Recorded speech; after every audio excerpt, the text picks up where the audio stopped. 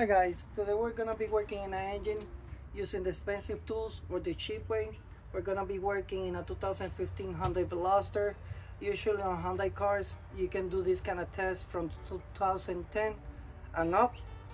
It's not all the cars like that, but usually similar. What is happening is crank no start.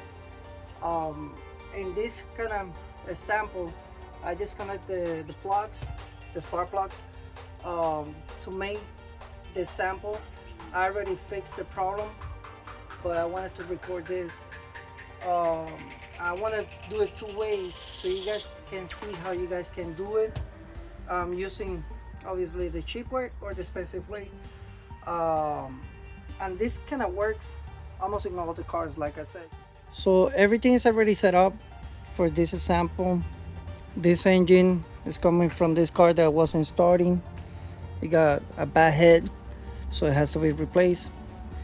So the first thing that you want to check is a compression, that you have compression in your pistons, because if not, you're gonna be cranking and it won't start.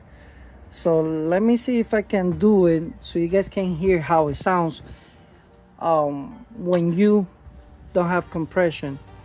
Obviously this is gonna be the cheap way. I don't know if you guys can hear.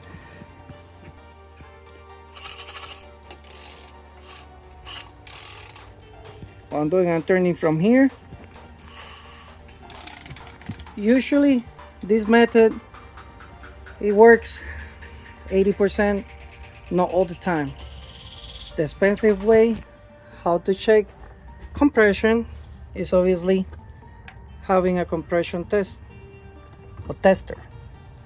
So what I'm gonna do, I got everything disconnected. You have to disconnect all the plugs to check the compression. Some people, they do it like that. Some other people, they take all the spark plugs and everything. I do it like this. So you remove the spark plug, put the line inside of the head, and what I do, I put it like this.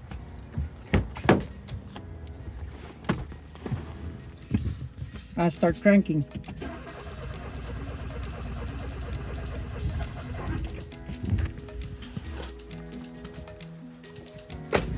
Usually these Hyundai cars, not all the time, but they run around 100 to 120. I think sometimes 90. When it's on 90, it works. When it's lower than 90, you got something bad on it. Second test, spark plugs. You want to check your spark plugs that they're not bad. You can do it this way that I'm doing it right here, or you can have somebody starting the car and you holding it like this. If you're not got nobody, you can do it like this. I don't have the other tool to check the spark plugs, but I usually do it this way. I'm gonna show you how I do it.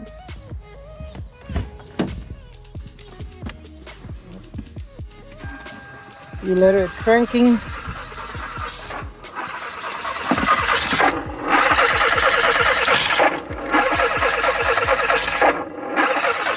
It sounds like that because the battery is dying.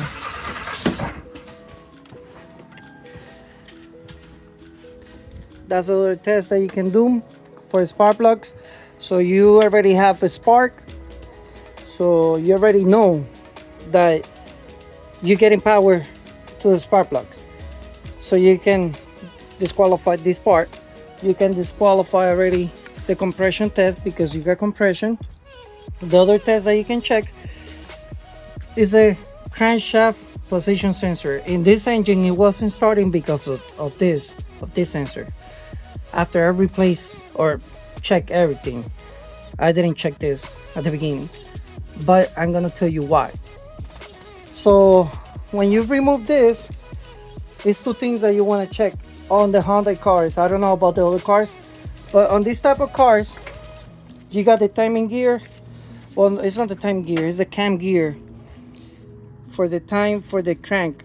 So this is gonna be like this through that hole. So you want to spend this so you can see it through there with a light, or if you got good vision you can see it, and you start moving it, trying to do a circle or trying to move it around. I cannot move it because it's gonna be moving around. But what I did, since I got one, I started looking at everything, and after I see this spot, that's when I knew that it was good.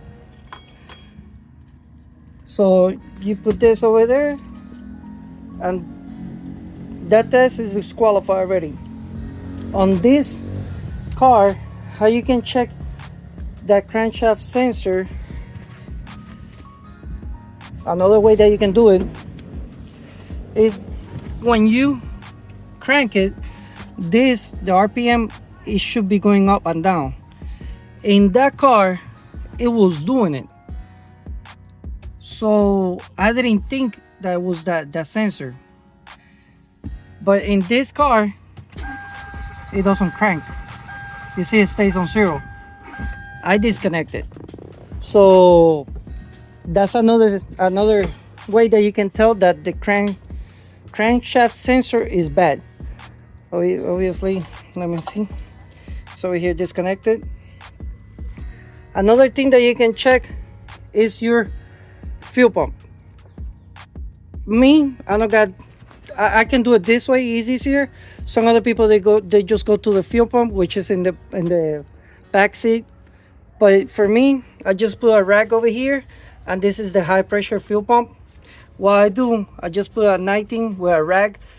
Be careful, because if the engine is hot, it will splatter gas around it. So what I do, I just open it a little bit, and if I see fuel, that means that the fuel pump is good. You see my fingers? So you got fuel.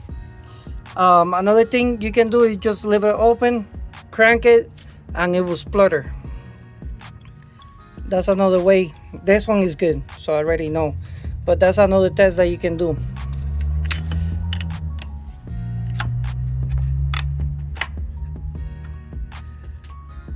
Another test that you can do, this one is a cheap way. You can use a tester to check all your fuses, make sure that all the fuses they're working. You see, like this. Or you can use an expensive one that it can tell you exactly how many volts and everything is working over here. You see. And another thing that you can check is your relays. I got the expensive one. Oh, it's not that expensive. This little machine is not that expensive. Let me plug it in. What it does, that means that it's telling me that it's good. You can do it this way, or you can just start moving them around and make sure, trying to see if it works. So I'm gonna put everything back. I will be showing you the car running. So I already put everything back, the spark plug, I plug in the cables and everything. So now we're gonna start it. And look what I'm telling you. You see the RPMs? So the check engine, I did it like that. I put it like that so I can show you. So the cheap way is about using the little scanner that they sell in AutoZone or Amazon or whatever, or you can use the expensive one. So why that car it didn't throw me this code, I have no idea. But with this expensive tool, it can tell you that the sensor is bad. But on that car, it's not showing it, and the RPM it was doing like that too. So I don't know why that engine it was acting up like that or not. But this is the way that you can do a crank no start test. So it's up to you guys if you guys want to go with a mechanic, or you guys can do it yourself.